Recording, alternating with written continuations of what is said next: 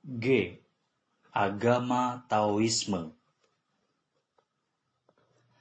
Taoisme atau Daoisme adalah tradisi filsafat, etika, dan agama asal Cina yang menekankan hidup harmonis dengan Tao.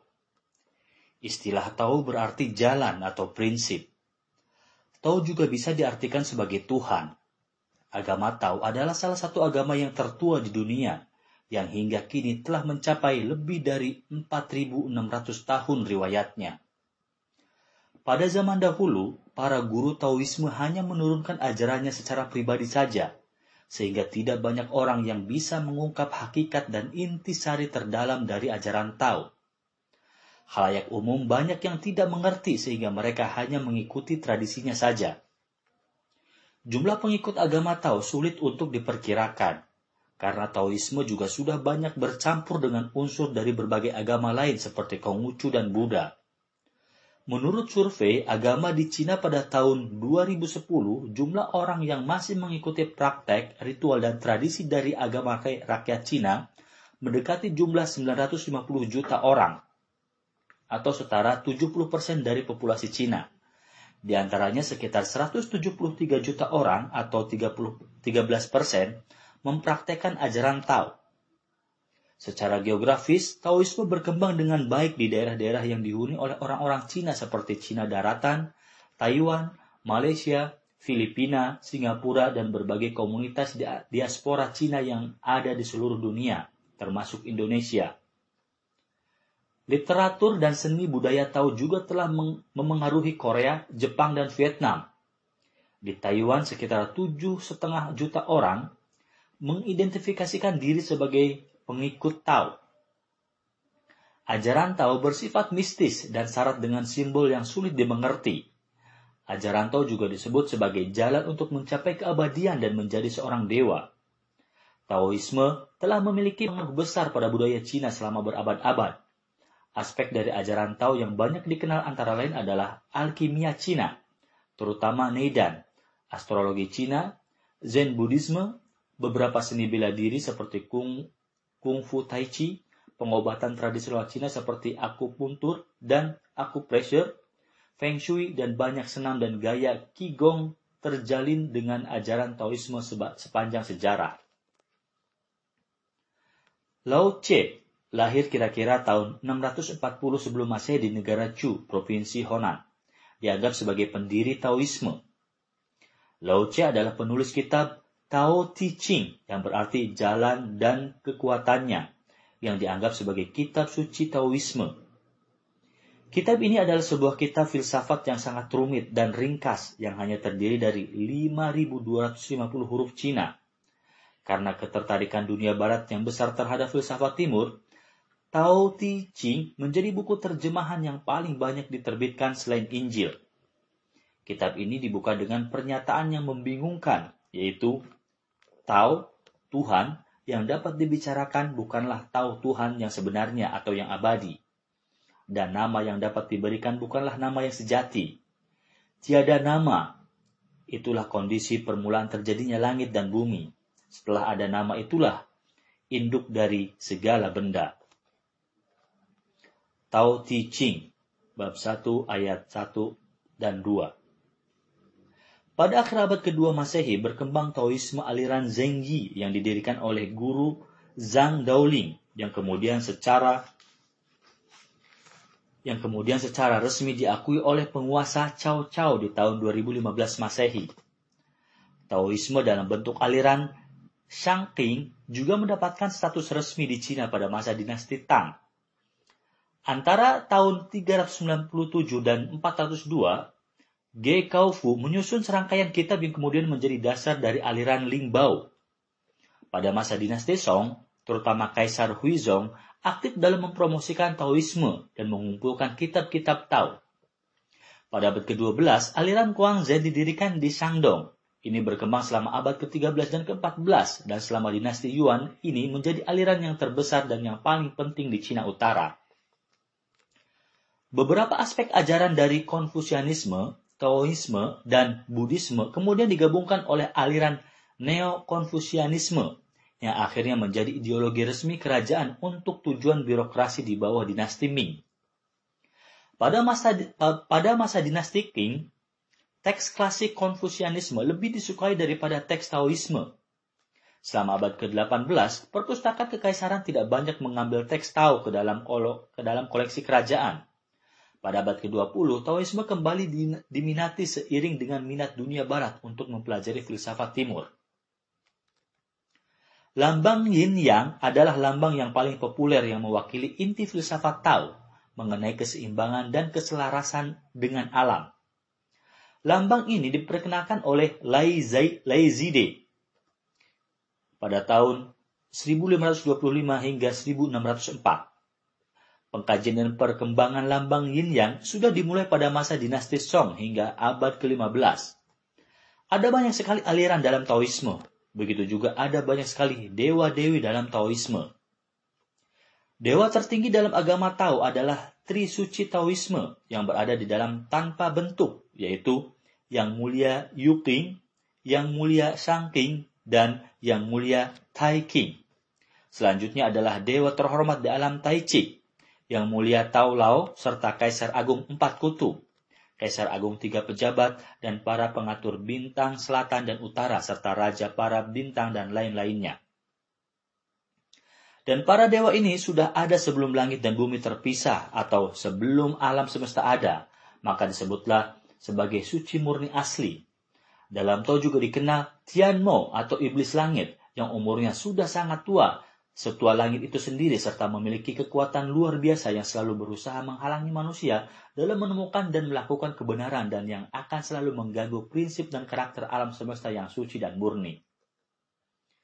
Hierarki alam semesta menurut ajaran Tao terdiri dari urutan sebagai berikut. Bumi, manusia, bulan, matahari, 7 planet, 28 konstelasi rasi bintang, bintang kutub, 5 unsur, yakni wucing, tanah, air, api, kayu, logam, kemudian Tri Suci, yakni kesucian kumala, kesucian besar, kesucian agung, dan wuci, yakni kehampaan asal. Dalam Tao juga dikenal istilah Tiemchi, Tici, dan Chi manusia. Ajaran Tao banyak membahas mengenai bagaimana manusia bisa hidup selaras dengan alam semesta, mencapai persatuan dengan Tao atau Tuhan, dan mencapai keabadian, kesempurnaan, atau menjadi dewa. Ajaran Tao sangat rumit karena mencakup disiplin dan moralitas yang sangat tinggi, dan biasanya tidak diajarkan kepada banyak orang, melainkan hanya kepada murid pilihan saja. Bahkan dalam Tao, seorang guru mungkin hanya akan memiliki 1 orang murid saja sepanjang hidupnya. Hal inilah yang membuat banyak rahasia ajaran Taoisme yang tidak diketahui oleh orang banyak.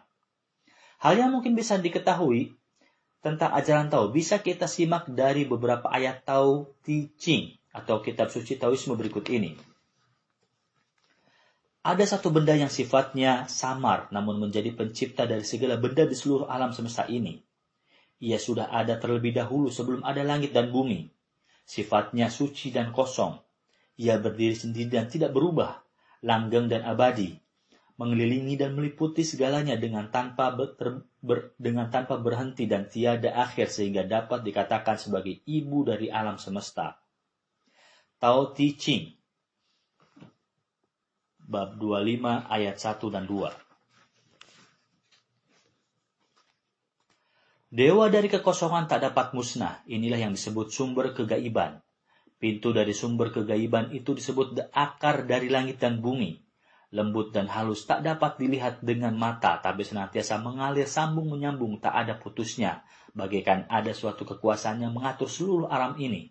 Tak dapat habis digunakan. Tao Te Ching, bab 6 ayat 1 hingga 3. Tao yang berada di dunia ini bagaikan aliran-aliran sungai yang semuanya menuju ke laut. Tao Te Ching, bab 32 ayat 6.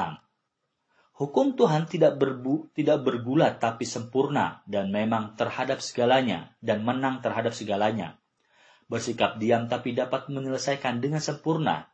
Jaring dari alam ini luas, renggang, tapi tak pernah ada yang lolos. Tao Te Ching, bab 73 ayat 3 hingga 4. Maka dengan diri melihat diri, persamaan dari seluruh manusia sehingga dunia menjadi aman dan sejahtera. Tao Te Ching, bab 37 ayat 6. Barang siapa yang dapat melenyapkan sang aku, yakni ego, aku rendah, bukan berarti kehilangan diri sendiri, bahkan sebaliknya, menemukan diri sejati atau aku sejati. Tao Te Ching, bab 7 ayat 4. Siapa yang dapat menyesuaikan dirinya dengan Tao atau Tuhan, maka dirinya akan mencapai kebajikan yang asli. Maka dengan diri baru bisa melihat diri. Tao Te Ching, bab 34 ayat 4 hingga 9.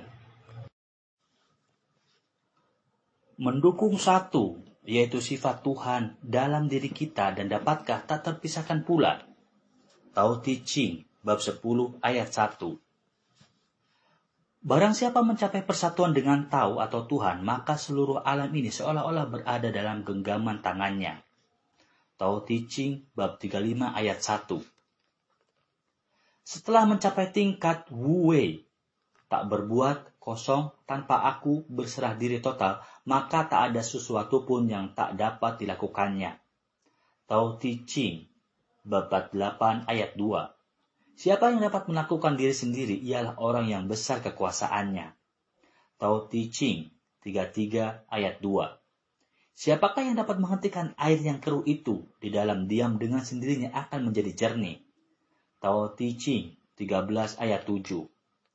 Mencapai kekosongan yang sempurna dalam keadaan diam dan tentram hingga sampai pada puncaknya, sehingga gerakan dari segala macam benda di seluruh alam ini dapat disaksikan bagaimana tumbuh dan berkembangnya segala pergerakannya.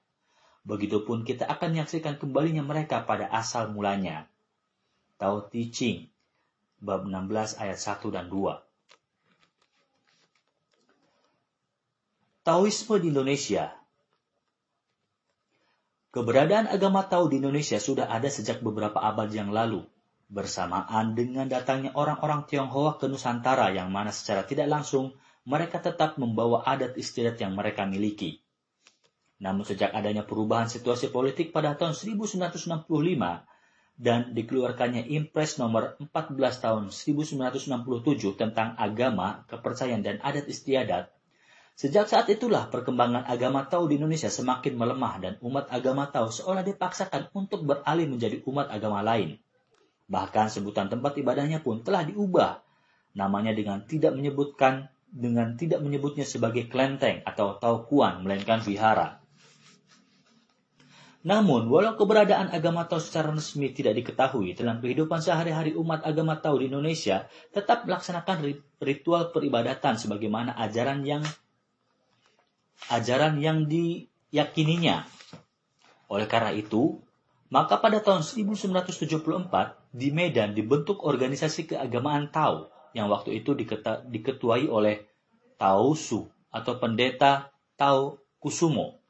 Dan dalam perkembangannya pada tanggal 27 Februari tahun 1992 di Jakarta dibentuklah organisasi yang mewadahi umat Tao dengan nama Majelis Tao Indonesia, Majelis Taoisme Indonesia atau MTI. Sejak perubahan politik pada tahun 1998, pemerintah mengeluarkan Kepres nomor 6 tahun 2000 tentang pencabutan instruksi Presiden nomor 14 tahun 1967 sehingga umat Tao sekarang bisa lebih bebas dan leluasa dalam menjalankan ibadah dan keyakinannya. Selain Majelis Taoisme Indonesia juga ada organisasi umat Taoisme yang bernama PUTI, Paguyuban Umat Tao Indonesia.